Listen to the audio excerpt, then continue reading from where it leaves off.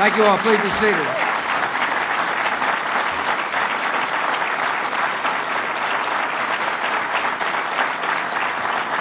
Thank you. Ed, thanks for the kind introduction. I'm looking forward to working with you for the next 14 months, but you better put on your running shoes because my spirits are high, my energy level is good, and I'm sprinting to the finish line.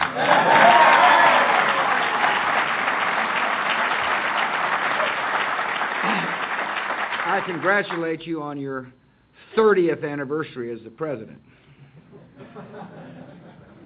No such thing as term limits here. And rightly so.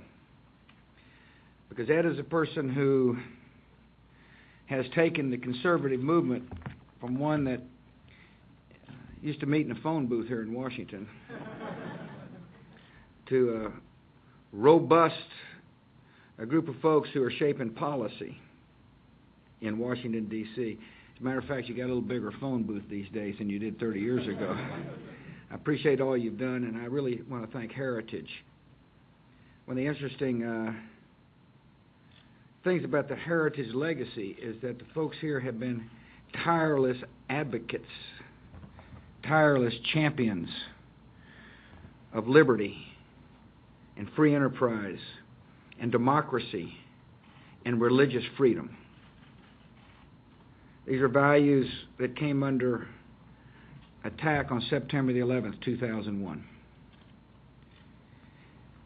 Our nation was attacked by a brutal enemy that despises freedom, that rejects tolerance, that kills the innocent in the pursuit of a dark vision.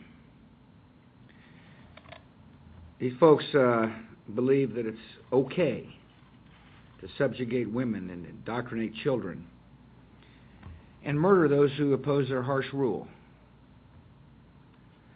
They have stated clearly they want to impose this ideology on millions.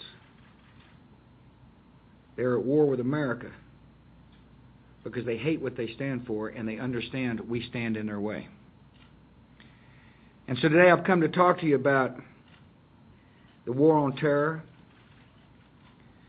my firm commitment that we'll do everything in our power to protect the American people, and my call on the United States Congress to give us the tools necessary so we can do the job the American people expect. I, too, want to thank the members of the Heritage Foundation Board of Trustees who joined us. Thank you for supporting this important organization.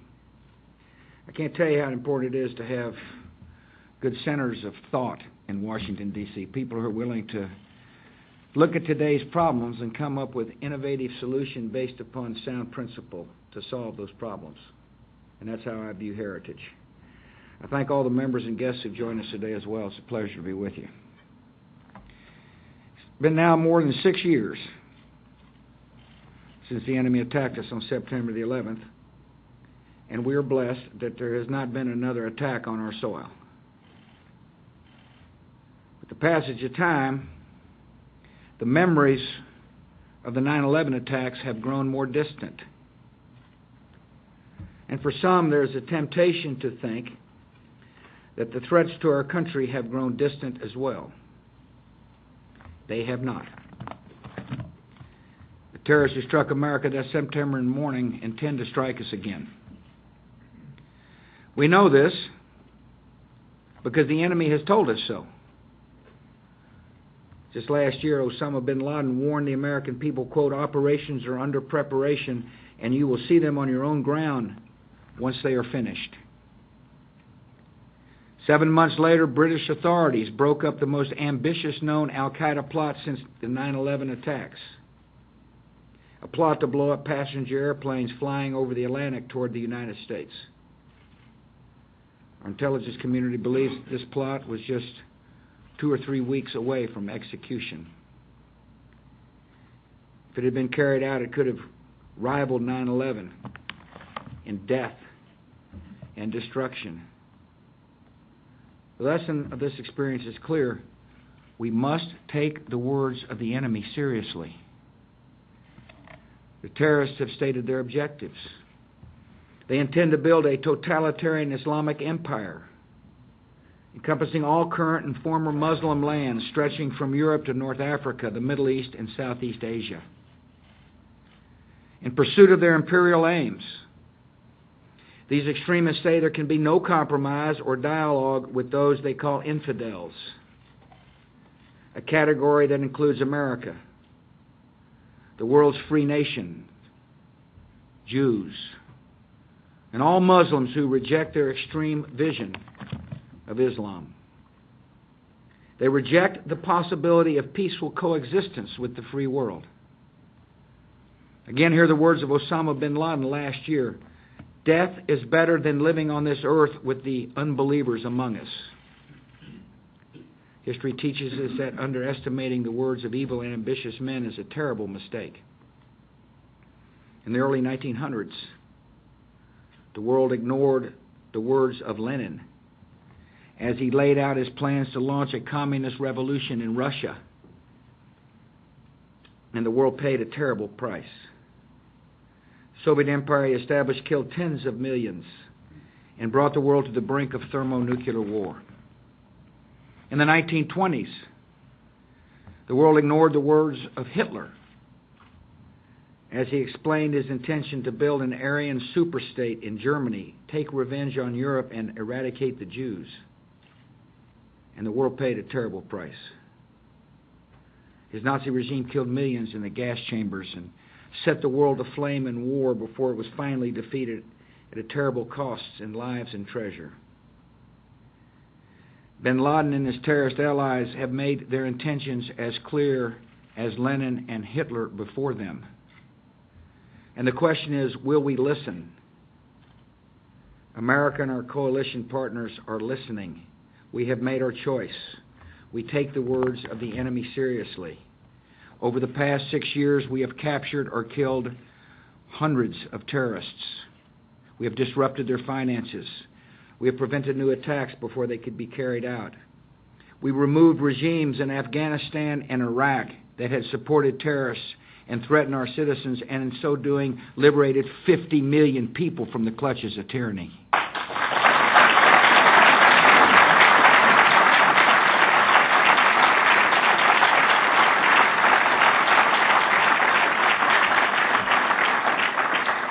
With our allies, we're keeping the pressure on the enemy. We're keeping them on the move. We're fighting them everywhere they make their stand, from the mountains of Afghanistan to the deserts of Iraq to the islands of Southeast Asia and the Horn of Africa. On every battlefront, we're on the offense. We're keeping constant pressure, and in this war on terror, we will not rest or retreat or withdraw from the fight until this threat to civilization has been removed.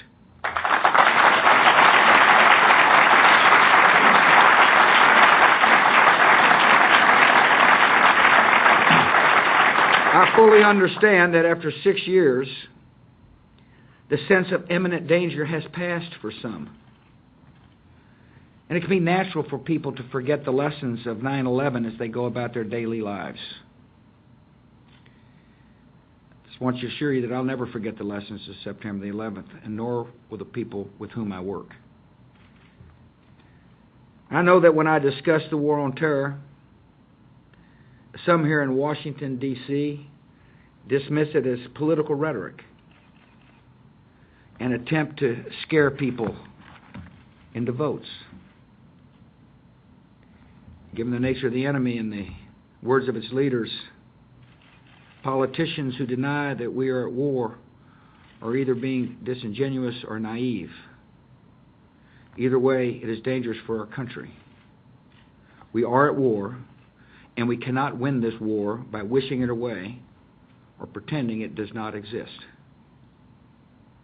Unfortunately, on too many issues, some in Congress are behaving as if America is not at war.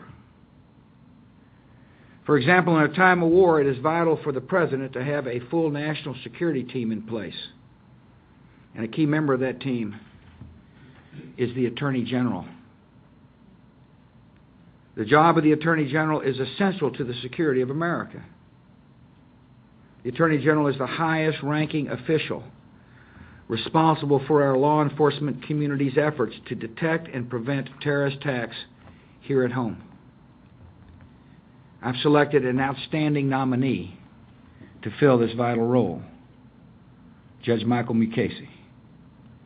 Judge Mukasey has a long record of accomplishments in matter of law and national security.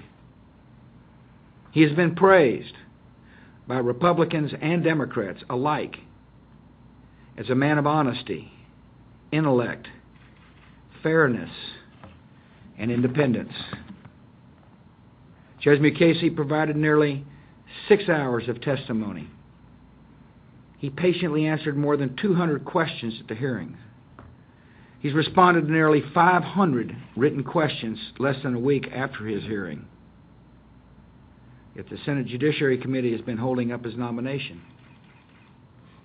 As a price for his confirmation, some on that committee want Judge Mukasey to take a legal position on specific techniques allegedly used to interrogate captured terrorists.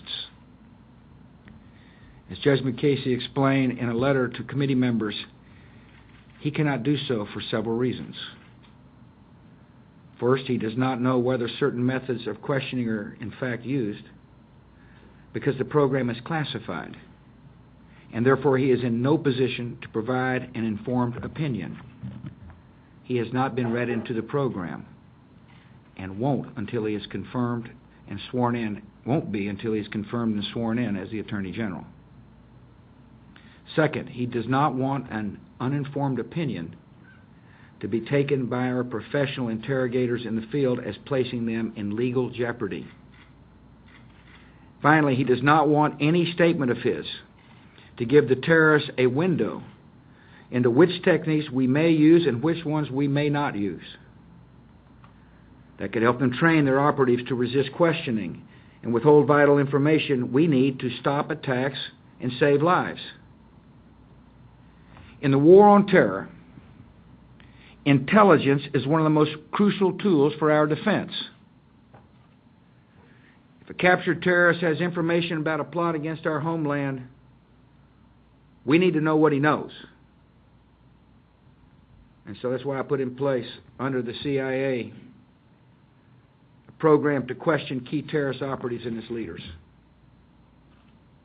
Last year, Congress passed a law that allows the CIA to continue this vital program. The procedures used in this program are safe, they are lawful, and they are necessary.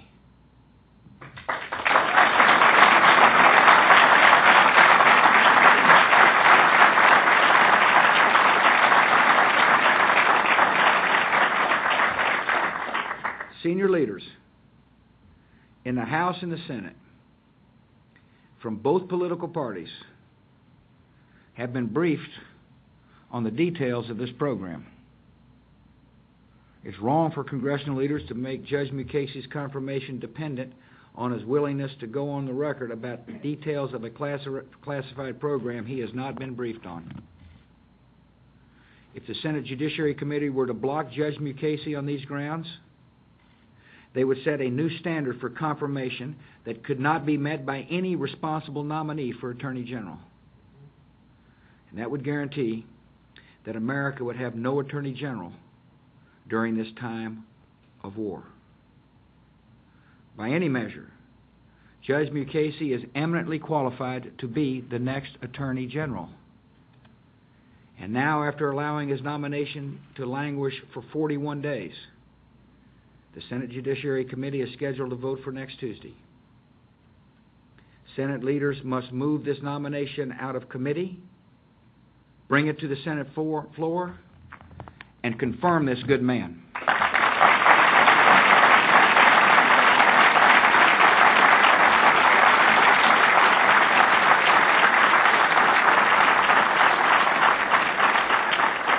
Congress has also failed to act on intelligence legislation that is vital to protect the American people in this war on terror.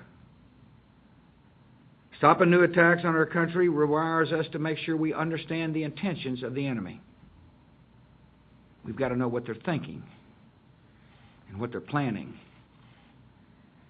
And that means we've got to have effective measures to monitor their communications.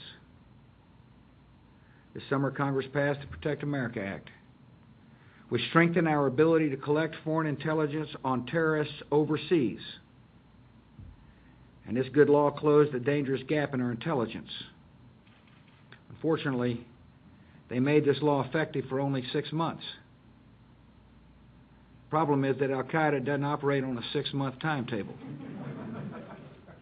And if Congress doesn't act soon, the law will expire, and the gap in our intelligence will reopen, and the United States of America will be at risk. We must keep the intelligence gap firmly closed.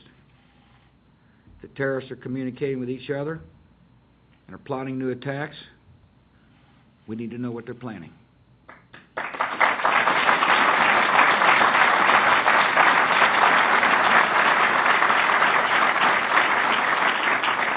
We must ensure that the protections intended for the American people are not extended to terrorists overseas who are plotting to harm us. And we must grant liability protection to companies who are facing multi-billion-dollar lawsuits only because they are believed to have assisted in the efforts to defend our nation following the 9/11 attacks. The Senate Intel Committee has approved a bipartisan bill that contains provisions to preserve our ability to collect intelligence on terrorists overseas while protecting the civil liberties of Americans here at home. This bill still needs some improving, but it's an important step in the right direction.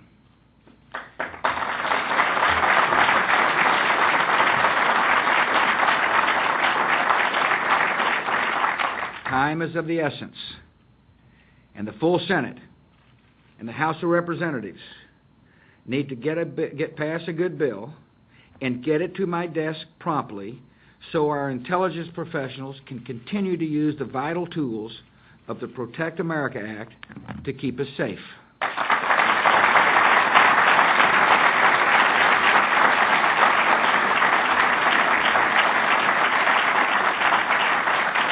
Congress is also stalling on the emergency war supplemental to fund our troops on the front lines in Afghanistan and Iraq. This crucial bill includes funds for bullets and body armor, protection against IEDs, and mine-resistant ambush-protected vehicles.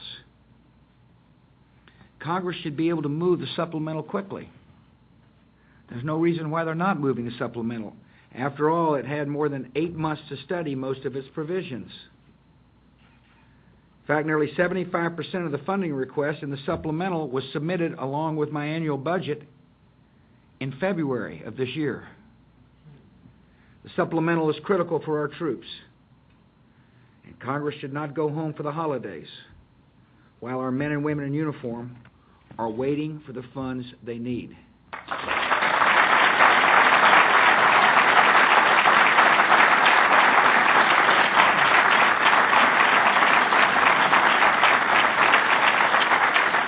Congress also needs to pass the Department of Defense spending bill, as well as the funding bill for our nation's veterans.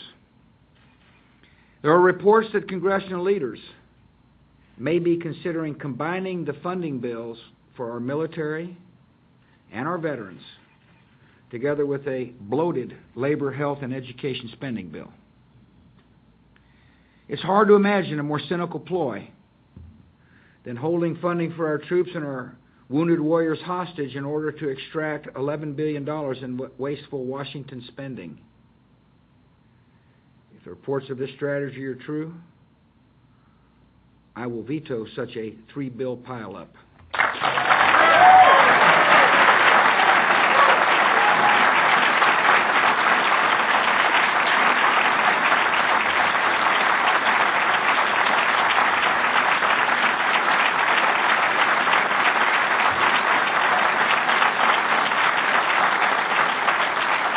I asked Congress to send me a clean veterans funding bill by Veterans Day and to pass a clean defense spending bill. Congress needs to put the needs of those who put on the uniform ahead of their desire to spend more money. When it comes to funding our troops, some in Washington should spend more time responding to the warnings of terrorists like Osama bin Laden and the requests of our commanders on the ground, and less time responding to the demands of MoveOn.org bloggers and Code Pink protesters.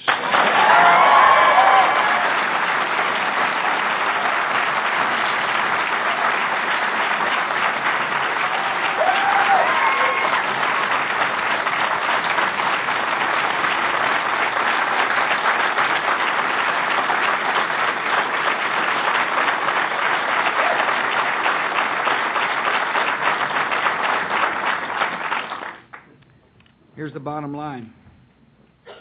This is no time for Congress to weaken the Department of Justice by denying it a strong and effective leader. It's no time for Congress to weaken our ability to gather vital intelligence from captured terrorists. It's no time for Congress to weaken our ability to intercept information from terrorists about potential attacks on the United States of America.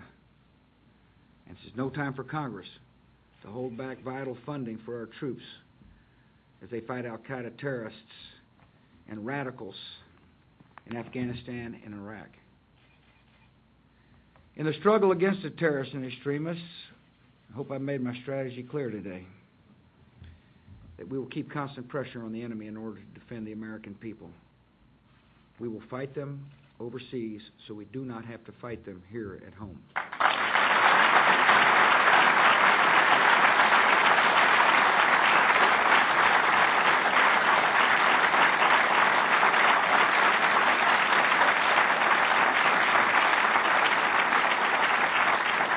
At the same time, we'll use every available tool of law and intelligence to protect the people here. That's our most solemn duty. It's a duty I think about every day. In the long run, the only way to defeat the terrorists is to advance freedom as the great alternative to radicalism and repression. We can have confidence in this cause because we have seen the power of liberty to transform nations and secure peace before. Here at the Heritage Foundation, you understand this better than most. During the Cold War, there were loud voices in Washington who argued for accommodation for the Soviet Union because they believed the watchword of our policy should be stability. At Heritage, you knew that when it came to the Soviet Union, the watchword of our policy should be freedom. Together with a great president named Ronald Reagan, you championed a policy of rolling back communism oppression and bringing freedom to nations enslaved by communist tyranny. And by taking the side of dissidents who helped millions across the world throw off the shackles of communism, you helped build the free and peaceful societies that are the true sources of stability and peace in the world. And now we're at the start of a new century, and the same debate is once again unfolding, this time regarding my policy in the Middle East. Once again, voices in Washington are arguing that the watchword of the policy should be stability. And once again, they're wrong. In Kabul, in Baghdad, and Beirut, and other cities across the broader Middle East, brave men and women are risking their lives every day for the same freedoms we enjoy. And like the citizens of Prague and Warsaw and Budapest in the century gone by, they are looking to the United States to stand up for them, speak out for them, and champion their cause. And we are doing just that.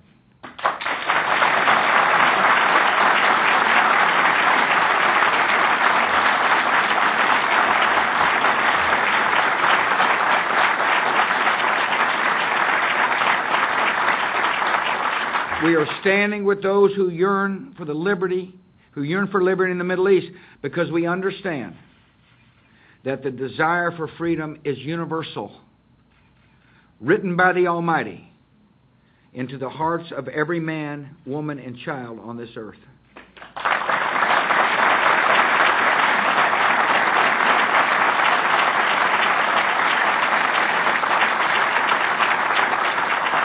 We are standing with those who yearn for liberty in the Middle East because we know that the terrorists fear freedom even more than they fear our firepower. They know that given a choice, no one will choose to live under their dark ideology of violence and death. We're standing with those who yearn for liberty in the Middle East because we know that when free societies take root in that part of the world, they will yield the peace we all desire. See, the only way the terrorists can recruit operatives and suicide bombers is by feeding on the hopelessness of societies mired in despair.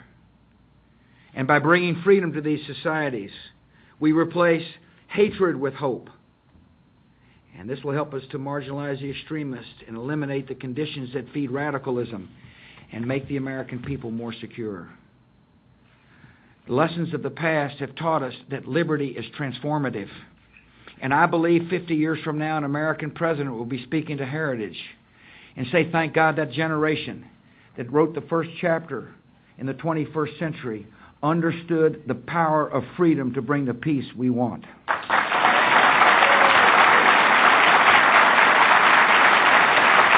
Thank you for coming. God bless.